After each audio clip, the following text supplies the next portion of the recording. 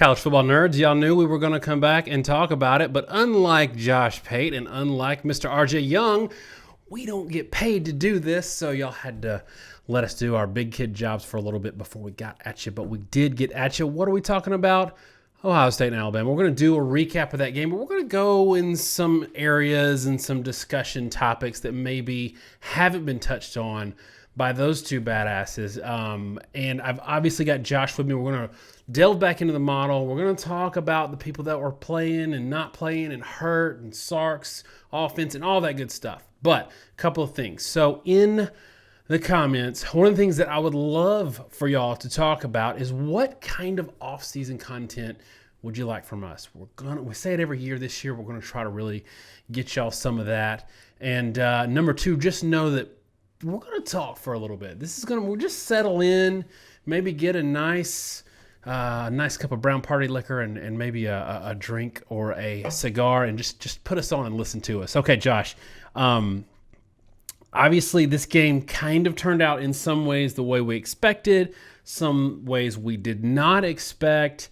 Both of us picked Alabama to win this game. The model picked by 12. I had the model wrong in the info card, because I have to get one mistake in, although you Ohio State fans did love my Clemson graphic for your schedule.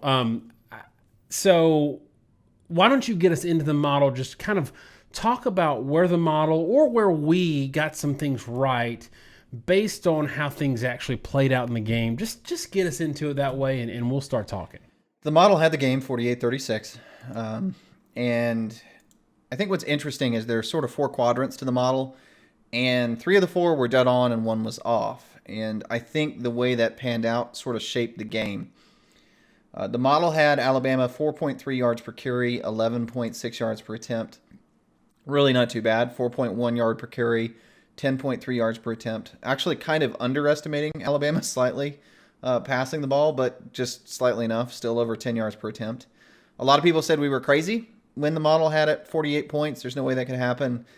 It was realistic given what Alabama was expected to do coming in. And in fact, they kind of did just slightly worse than the model thought.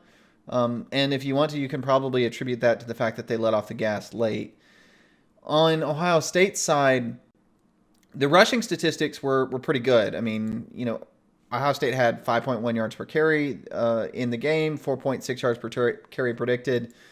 So we knew they had the ability to run the ball. We talked about the fact that the run game was something they were going to have to establish because it was really the one thing they might have a real advantage at. Passing the ball is where they really fell down. The prediction was 8.6 yards per attempt. We talked about 8.5 yards per attempt is right at our mark for a good passing game. And then Ohio State was right at that, not quite above it. And that's why they were kind of hitting a ceiling around 36 points. The reality in the game is they hit 5.9 yards per attempt. And 7.5 is about competent. 8.5 is good. Anything over 8.5 and you're usually rolling. It's actually kind of a small window. So that lack of a passing game crippled more or less everything else in the game. When you look at what Ohio State did in terms of advanced stats and statistically, you can boil a lot of it down to the fact that they were 6 of 14 on third down. Alabama was 6 of 11. Alabama rarely got to third down, and in a lot of instances where they were in a second and long, they would hit a 12, 9, 13-yard pass play, and it seemed almost easy for them to do that. And I think people miss how many hole shots they threw in the zone between the 20s. People remember all the yo-yo motion stuff they were doing in the goal line, and we'll talk about that a little bit. But Alabama really made their hay in just avoiding ever being in bad third down situations. And when they rarely encountered it, they were usually able to convert it. And Ohio State struggled to do that throughout the game. And so that I think that's the story of it. And to some degree, it was predictable. I mean, these things don't always turn out the way you think. It's a weird game, funny shaped ball. It was worse on Ohio State's side, but I predicted Alabama to score 51 points. My prediction was 51-41. I took a lot of heat in the comments because why in the world would you say Alabama would score 51 points in a game? I really wasn't trying to be crazy. I think it's pretty clear I wasn't. I look at the stats that we generate, and it says Ohio State was allowing 106% of opponent passing averages. Whatever you did through the air, the opponents they've played have gotten theirs through the air. Alabama was just a radically better passing offense than anyone they'd faced. And my concern, apparently justifiably, was if Alabama is able to do what they want to do the way they like to do it, throwing the football, it is almost impossible to keep pace with them. And I think that really decided the game, and everybody saw it. There was just no way it felt like Ohio State could ever keep pace with Alabama, given how effective Alabama's passing game was. And this is something that we talked about going into the Notre Dame game for Notre Dame. We said the same thing for Ohio State, that, look, if you have to punt in this game, it's going to feel like a turnover. And with Ohio State, their first 3 and out to start the game, I wasn't that concerned for Ohio State, given what I saw the same thing happen against Clemson. They went 3 and out, and it didn't matter. They got rolling. It was fine. The Sermon injury concerned me a little bit, but also, the way that the first half sort of shook out, and then the first drive of the second half, I think really determined the game. So Alabama defers but scores first, which is usually huge in a track meet. Then the way the timing worked out, they were trying to go up 11. They got a stop to try to go up 11, scored fast, and then got another stop and had enough time to score again at the end of the second quarter. But the big one, Josh, for me, because we saw 35-17 with Florida at the half, and Florida almost came back and won that game. The big thing for me was the first drive of the second half. It was not even about points. I think they ended up kicking a field goal. That drive, it could have ended in 0 points. It could have ended on their side of the field with no points. They went in and melted literally half of the third quarter. At that point, the game was over, because it's not about points at that point. It's about literally running out of time to score all the points you need to score to get back in it. Talk about how you felt the game kind of shook out. If you agree, like, was that the inflection point for you? Was that first drive of the third quarter, or was it something else? It was the inflection point. We tweeted at halftime noting, hey, Alabama-Florida was 35-17 at the half too. We felt like Ohio State was going to come back, score points, stay in this game, trying to be in Ferrari mode. But like you're saying, it was a 16-play drive, 75 yards, 7 minutes and 13 seconds. By the time Ohio State got the ball back, and they scored in 3 plays in the next drive, it was already 7 minutes in the third quarter. So they put it 38-24, and it's 6 minutes left in the third. So all of a sudden now, and Ohio State was very aware of this, they ended up getting 3 possessions. So yeah, they're only down 2 touchdowns, but they're only getting the ball 3 more times. And you've got to get a stop, and you have to, if you get 1 stop in there and you score, you lose. So you've got to get, maybe 2 stops and 3 touchdowns, right? That's a 14-point swing. If Alabama scores 7, you score 21. That's what it was going to take for them to tie the game at that point. And so it was kind of inevitable. But that, I kind of want to focus a little bit on that drive for a second and explain how it's a bit of a microcosm of what went wrong, in my view, for Ohio State defensively. 16-play drives are rare. It's hard to run that many drives or plays in a drive and not get caught in a third down where you get a false start or something. It's also hard to do that and not have explosive plays to where you have time to run 16 plays, because usually if you go that long, eventually you get a big play and you're at the goal line and you score. The crazy thing to me is Alabama went from their own 23 to the Ohio State 11, and it was 12 plays with 1 third down. That's nuts. And what it is Alabama going, it was 13 yards, incomplete pass, 4 yards, and that was their first third down. It was the 4th play. They completed a 9-yard whole shot in the zone to Mechie, and that's what I was talking about. Actually, that might have been an RPO, come to think of it. Then they hit Waddle for a first down, short run, hit Najee Harris for 10 yards, took a sack, and then they turned right around and got a 12-yard completion, had a 5-yard completion, threw an incomplete pass. They're already at the 11-yard line and Najee Harris is running for a first down from the Ohio State 11. And so it was just like first or second down, they were getting 9 or 10 yards in one or the other play. Run or pass, just like bang, bang. We throw an incompletion, no big deal. We'll get 10 yards the next play. And people remember all the stuff behind the line of scrimmage at the goal line, and I think people forget how many 10 to 15-yard passes Alabama made between the 20s, and they just burned it up. So given the fact that, Devonta Smith, I will say the first third down was forced because Devonta Smith got hit and broke his finger or dislocated his finger on their first drive. It's crazy to me that they were that effective without Smith, with a Waddle that was 60%, and apparently Mechie was seriously injured as well. It came out during the game that he had a sprained ankle. It was a microcosm of a lot of stuff. The best Ohio State could do against the gimpiest version of Alabama was still giving up 16 plays, barely ever forcing Alabama into third down, and Alabama was able to burn clock almost at will. And I think that drive, and obviously some of the scoring plays that we saw that were new kind of schematically from Sark, and this is something that we've talked about in the past, how if you're an Alabama fan, you're frustrated in 2018 because that game against Clemson was lost before you ever got on the field. You were out-schemed and out-coached and out-prepped for, and it showed in the game. In this game, it seemed like the reverse of that, where for whatever reason, Ohio State had a singular approach, both offensively and defensively. And granted, Sermon getting hurt kind of took some of what they could do offensively off the table, I think. Even though I like Master Teague more than Ohio State fans, y'all need to give him some credit. He was having a game there for a minute. Sark schemed this game in a way that made it feel like Alabama almost, and I know Ohio State fans aren't going to want to hear this, almost like they were with Notre Dame, in that they were only getting what they wanted to get.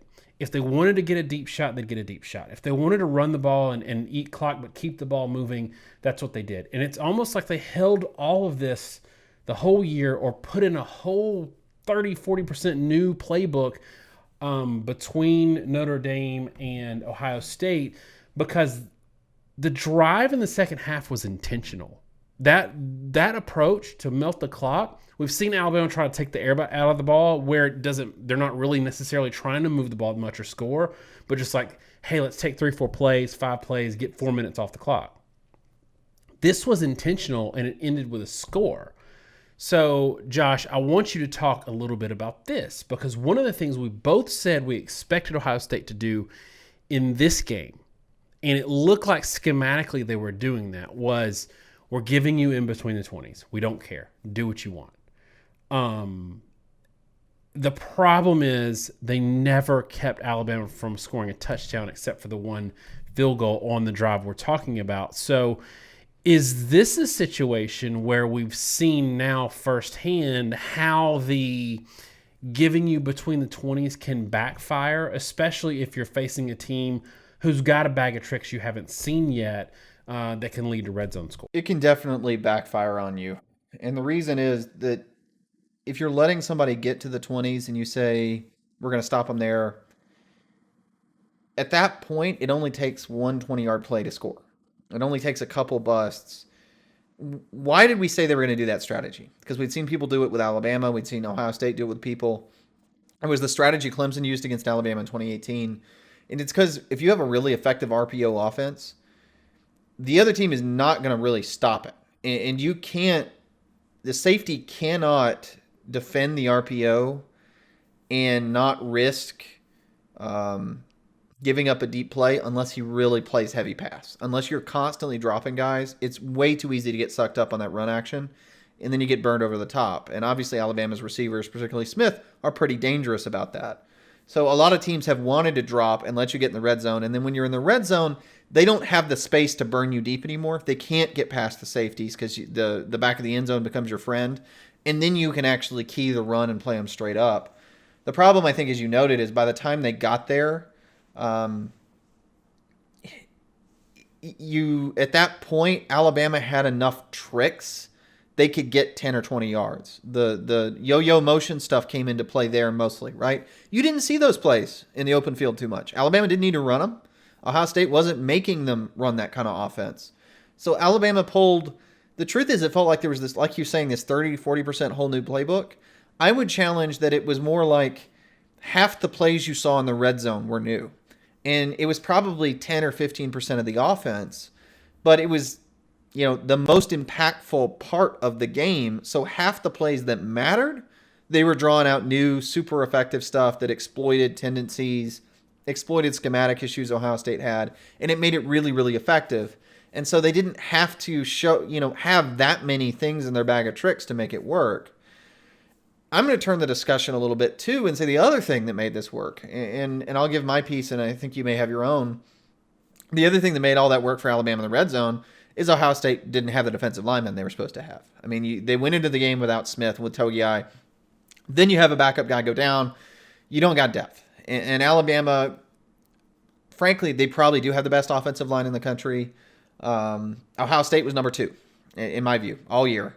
And Alabama, this is the difference between Alabama and Clemson, in my view. No doubt, watching those two games, Clemson's offensive line was below average. In the ACC, it never quite showed up, except a couple times with Clemson, or with Notre Dame, rather, because their D-line was pretty good. But as it turns out, not that great.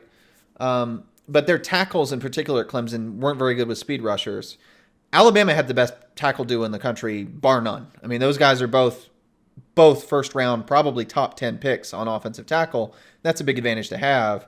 So between that and their ability to never let Mac Jones get pressured, that changed the game between the 20s tremendously versus Clemson, because Lawrence never had time to throw. Mac had all day. And when they got inside the 20s, they were really able to run the ball pretty effectively, even against a 4-4 front, with those backup guys in place for Ohio State. And, I think that game plan might have made a lot more sense and been a lot more effective if they had Togiai and company to not let Najee Harris slip a tackle and run 6 yards out of a 2-yard loss on a consistent basis. So I do think the injury issues there, and we can talk offensively with Fields in a minute and all that too, but particularly on the defensive side of the ball. And, Banks got abused a couple times because you're missing your nickel corner, got hurt early in the season. You don't get the right personnel. That all really, I think, amounted to a lot of the red zone failures for Ohio State defensively. I think defensively and offensively, we can put this at the feet of, injuries or COVID for Ohio State. I mean, Sermon going down was a big deal. I said I like Master Teague, and I do. I think he's a better running back than he gets credit for, but he's not Trey Sermon. And we were on Sermon at Oklahoma. Like, the guy's a dude.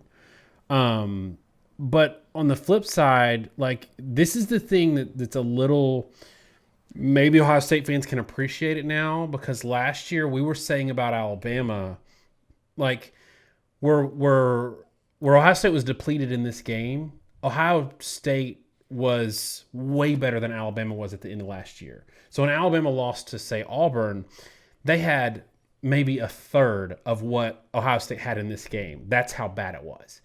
So maybe they can appreciate, because we heard a lot, especially from Big Ten fans, of next man up. Yes and no, because it's not just injuries, it's where you have those injuries. But on the flip side, look, you already touched on it a little bit. Mechie was running with a bad wheel. Waddle was clearly running with a bad wheel. He was 60% at best. He was still somewhat effective in his 3 catches, but then you've got the Heisman winner, who was smoking Ohio State all night, only play a half. So, Landon Dickerson's out. He's an All-American center, so he would have been blocking those guys. The thing I think that put Alabama in a better position in this game is they had more depth.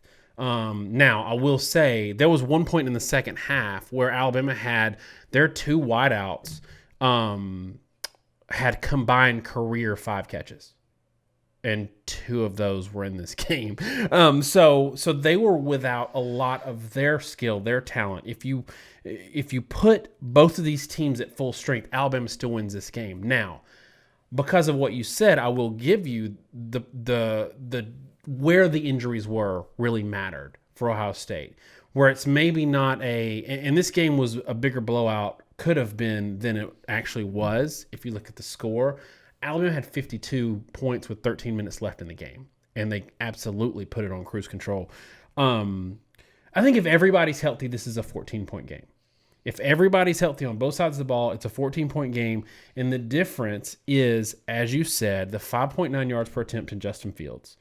Tell me though, Josh, in thinking about who was in, who was out, is it fair to view, and this might make Ohio State fans a little mad, but I'm okay with it because I think we've earned their trust. Is it fair to say that while all of Alabama's injuries and people that were out, save Battle, who got the targeting call, which was the right call, by the way, is it fair to say Ohio State's were a little bit on them because COVID, shout out to Jill, COVID is not an injury. COVID is, even though it may take some extreme measures, preventable. So is that fair to say? So, yes, this was a shout out to my wife who raised this point, and I hadn't thought about it, but I think she's kind of right. I was talking about this video and the injury situation. He said, wait. You're describing COVID like it's an injury, and it's kind of not. And the point she was raising wasn't just like anybody can get COVID or you did it intentionally. But the point she made was like, look, Ohio State had 20 plus guys out in the Northwestern game. Ohio State and the Big Ten has had people out all year. And yeah, they have different COVID protocols. Yeah, they're overly draconian. Don't necessarily disagree with that. But this really brings up 2 points. One, the Big Ten's protocol situation kind of created this problem, right? The fact that guys had to stay out as long as they did if they were exposed or tested positive created this problem. And moreover, Alabama didn't have guys getting COVID going into the championship game. I mean, you had some level of control over your players, who they were exposed to. Some teams stayed in a bubble and stayed home. Others did not. And, at some level after New Year's, I mean, you can make a real argument. Alabama did a better job of keeping their players from being exposed to COVID than Ohio State did. That's not to say it was probably some sort of fluke thing. It's not to say it wasn't. But it is, at some level, kind of controllable. It is, at some level, an administrative failure, either by the coaching staff or administration and how they manage the players, or if you want to blame it further up, and I don't blame you if you do, you can blame your Big Ten commissioner. And I know you guys all love your old pal Kevin. So somewhere along the way, this wasn't somebody tripping down the stairs. I mean, you don't trip going out your door and catch COVID when you land on your face. You get exposed to it. And then you don't stay home from COVID, because you got a broken leg. You stay home because you set protocols that require that to happen. So the COVID stuff, I think, is an excuse. It doesn't work quite as well. As much as it was a weird year for that to happen, it's also something that was a little bit more within the team's control. And at some level, I mean, I don't want to say too much because you're speculating on what happened, but you can say maybe that was something you should have actually prevented, and it was an administrative failure to fail to prevent it. Yeah, and just like coaches do a better job of preparing for certain schemes or for certain games, I agree. I think that Ohio State had numerous failures this year, and some of that could be because of the late start that they had. Again, not necessarily Ohio State's fault. They were fighting to start with everybody else. I don't want to belabor that point too much, because on the flip side, Justin Fields, I think, and look, Alabama fans, I don't want y'all to see this as a Texas fan saying if Colt McCoy was healthy, Texas wins that game. They don't, by the way. Alabama still wins that game. Actually, Garrett Gilbert was out of his mind. So Alabama still wins that game. We're not making excuses for Ohio State. Ohio State is a great team, the number 2 team in the country. They're not as good as Alabama, even full healthy. But these are some talking points that are worth exploring, because Justin Fields is a better quarterback than he showed in this game. And Josh, you think he wasn't 100%. I don't know that it affects his draft stock too much. He's going to test pretty well. I agree with you. He wasn't 100%. I think he has broken ribs. I think he does. I don't think it's hip pointer. You agreed it wasn't hip pointer. So I think they're not saying all that, and they don't have to say HIPAA and all that. They don't have to say. On the flip side, and I want you, I feel great about making you answer this or respond to this, because you were the guy that was just trashing Mac Jones to start the season. He wasn't really, but he had his doubts and I didn't. So this is my way of taking a victory lap, even though neither one of us knew for sure. I tweeted that, in my opinion, Mac Jones should have gotten the MVP of this game, not Devonta Smith. Yes, he put up, I think, 214 and 2 touchdowns in the first half. Mac Jones put up, I think, 345 and 3 touchdowns or 4 touchdowns in the first half. And he had to throw the ball to Smith. Two things here. One, Smith is the best player in the country, bar none. But probably 70% of his yards were scheme yards. They schemed him open, and Mac delivered the ball.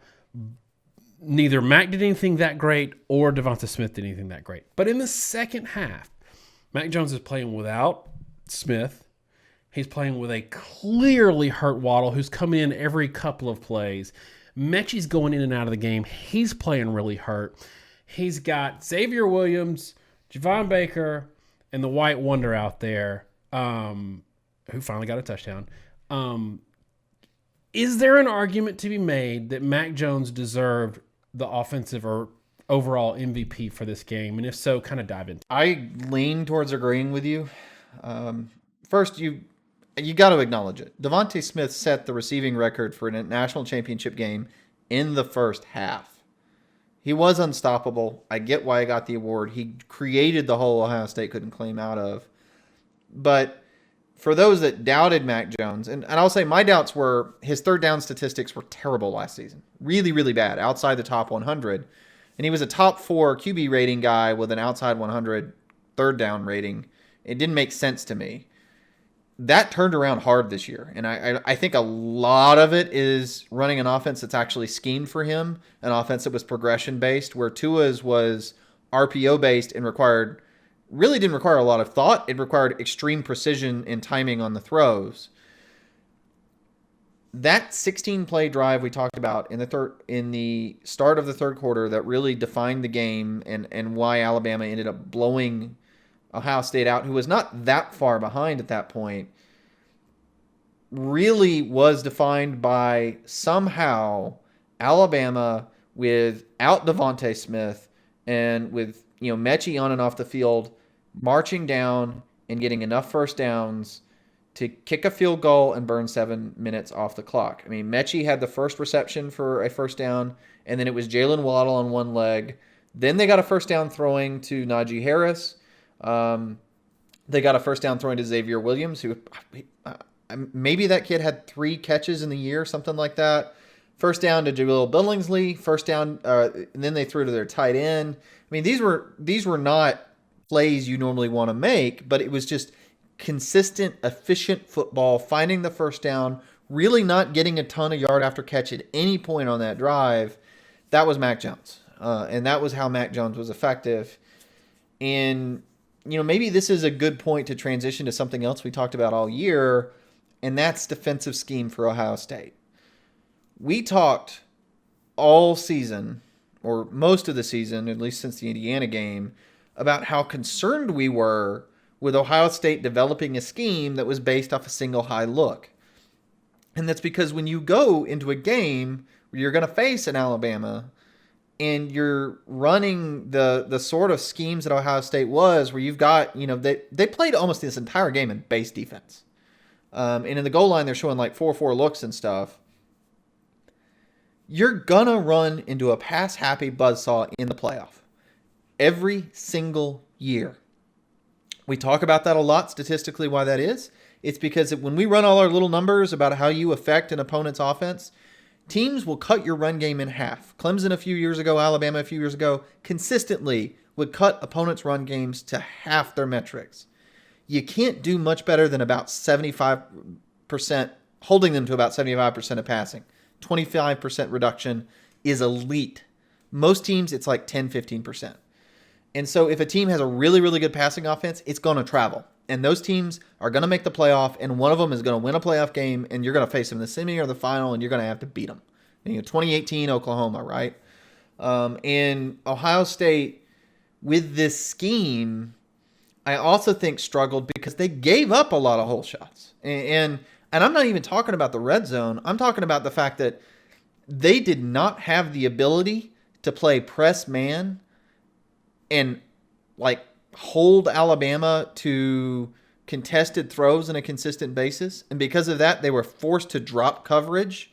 And they were doing a lot of cover 3 stuff where they were rolling a safety or 2 corners are dropping.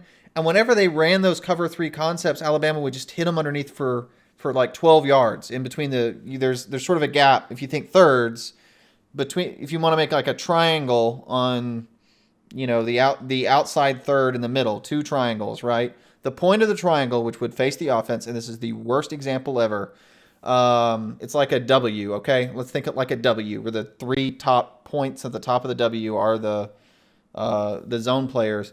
The bottoms of the W, there's like a little hole there, is the way it works. And Alabama would just attack that over and over again. That was happening in the 20s. It was never going to stop Alabama, and it made it too easy for them. And I think at the end of the day, it's proven true. I don't think Ohio State ever really had a significant chance to be effective in this game with the defensive scheme they were running. It was obvious in the first half that they could not handle a healthy Devonta Smith. And to your point about would Ohio State ever win this game, if both teams were fully healthy, and let's say they had Ohio State gets all the defenders back, they get the nickel player, they get their D-line, but Alabama gets Davonte Smith and Waddle.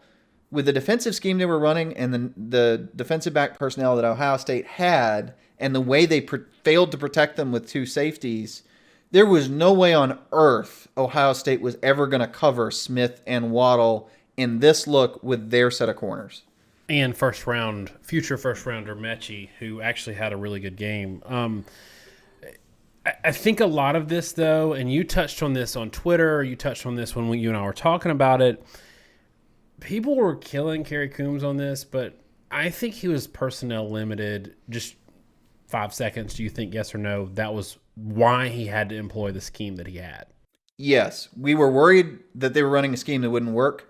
That doesn't mean it wasn't the best thing that he had available given the personnel he had. Right. And a lot of people have been down on Shaun Wade this year because of his play. And this is something that you said early on, like second or third game, he's playing the wrong position. And he's not playing the position he's going to play in the NFL. So everybody's killing him because he's, playing a boundary corner, and that's just not who he is. Last year, I think he was a slot corner and had a lot more success with Okudah on the outside. And yes, he got roasted some by Smith, but he also was not covering him the whole game. There was a lot of scheming Smith and wide receivers open. And he held his own on a number of plays where he used outside leverage and he made plays on like tough RPO slants and stuff like that. The flip side of this, and this is something that Alabama fans maybe don't want to hear, Golding was that dude in this game. I mean, he schemed him up really well. And even without Sermon, this is a dangerous offense. This is after the Florida game. Everybody's like, Alabama's trash. We told Ohio State fans, you said in that video, and people said they laughed at you because you said Alabama's secondary is the best in the country.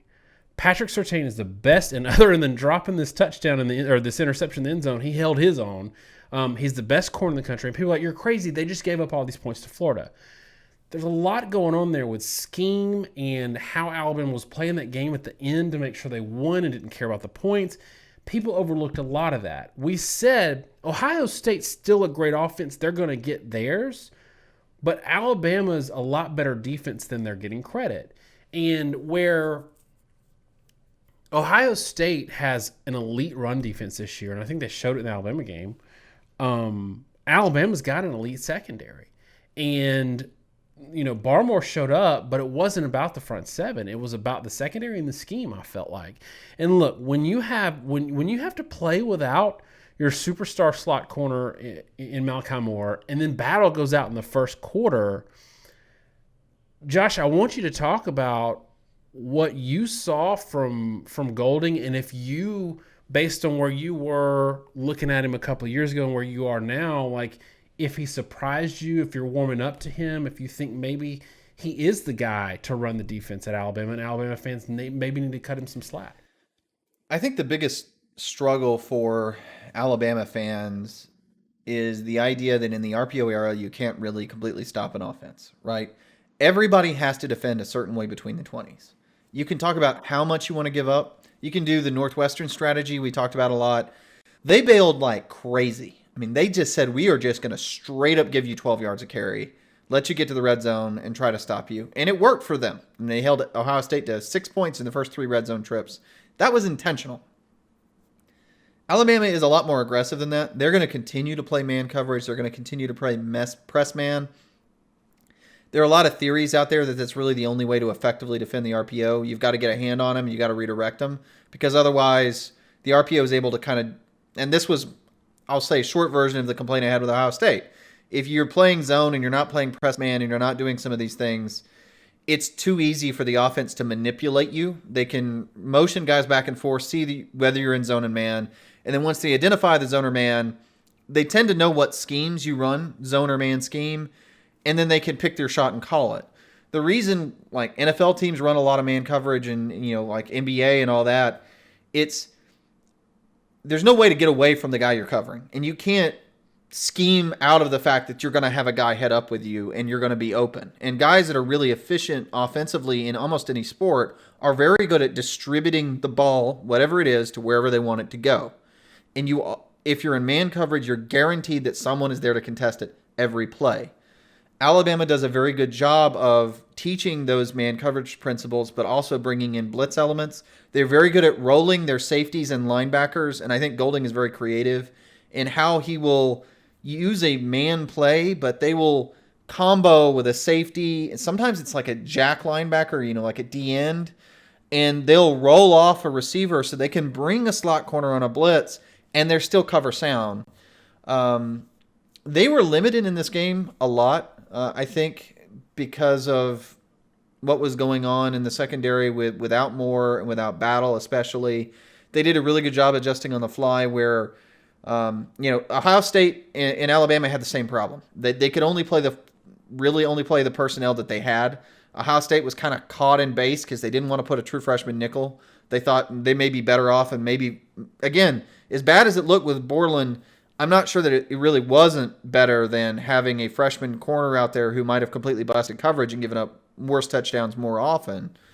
Alabama had the same problem. When Battle went out, they didn't really have another safety, and so they stopped playing dime and they started playing nickel, and they really never transitioned to dime, whereas they played a lot of dime earlier in the game, from what I saw. And so I think both the defensive coordinators did the best with what they could. Alabama was a lot less predictable. I think their willingness to be more aggressive in man coverage while keeping a safety over the top was more effective in preventing those 10 to 15-yard plays.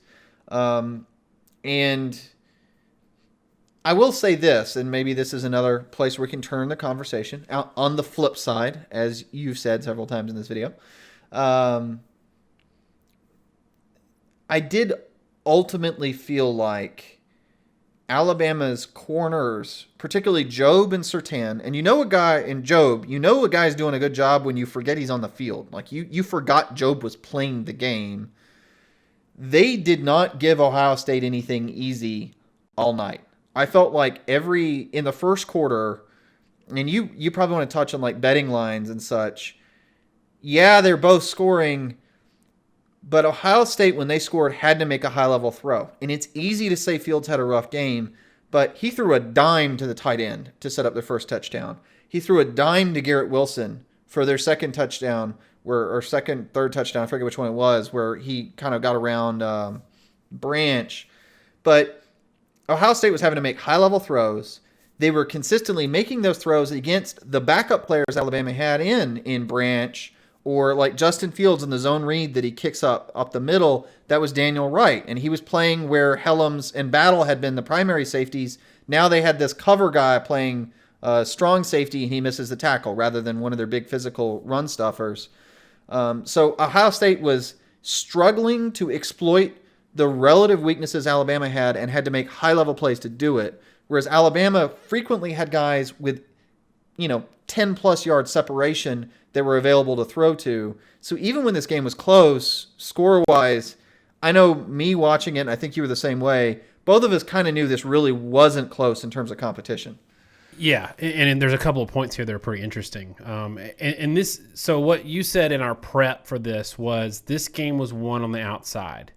It was, and this is an area where we take a victory lap because we both said Alabama has better receivers than Ohio State has secondary. And as good as Ohio State's receivers are, Alabama's secondary is the best in the country, and you're not going to beat them over the top like you did with Clemson. And both of those things proved out true. And I think Alabama fans are going to be like, yeah, see, Florida's wide receivers are better than Ohio State's. And Florida's passing attack is better than Ohio State's. That doesn't mean Olave or Wilson aren't great. That doesn't mean that they don't have, like, Ruckert's a great tight end. The scheme and the stress that Florida puts on you with all four of their wide receivers plus Pitts is just different. And it's the best passing attack in the country. So just a little sidebar. But yeah, two things of note, and you touched on it a little bit. One, the point spread. It dipped to about 8 points in the middle of the day. It was at 9.5 at kickoff. It, after the first 3 and out, immediately jumped to 11. When Alabama scored first, it went to 14. It came down to about 11.5 when Ohio State matched that score. When Alabama fumbled the ball and Ohio State turned around, bam, and scored again, two things happened that I noticed. One, advanced metrics showed that Alabama was murdering Ohio State on a play-by-play basis. It was a domination, even though the scoreboard was tied.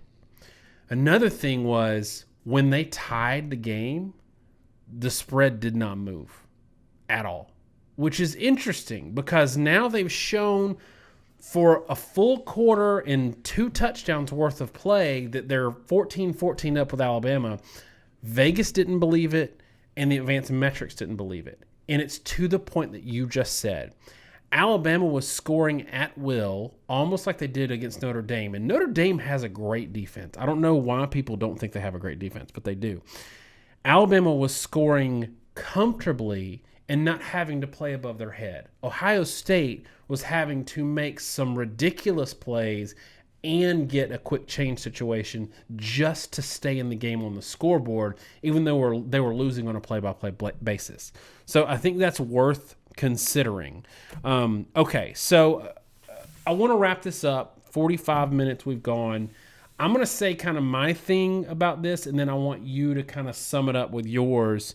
For me, I think that Alabama fans will tell you, and this is what I saw in this game and what I felt from Alabama fans on Twitter and in our comments.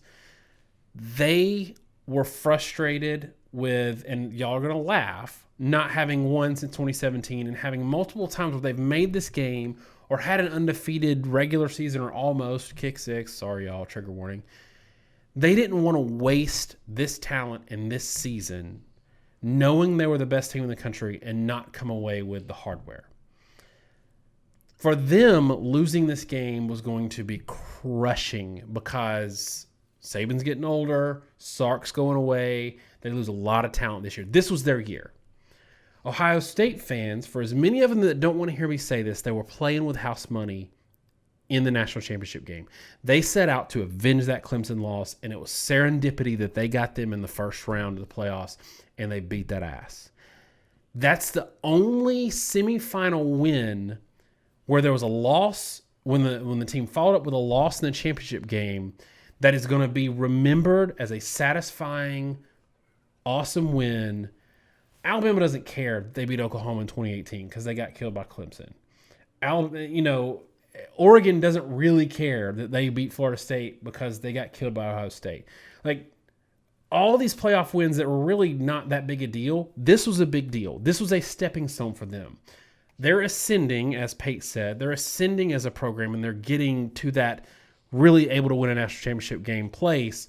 Alabama, if they would have lost this game, it would have been far more painful for them than for Ohio State in their losing because they know where they're headed.